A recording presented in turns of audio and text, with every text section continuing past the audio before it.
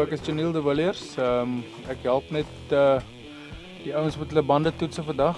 Jy weet, obviously is dit belangrik om so konstant as moontlik te wees. So dis nie altyd maklik nie, maar ons gaan ons bes probeer vandag.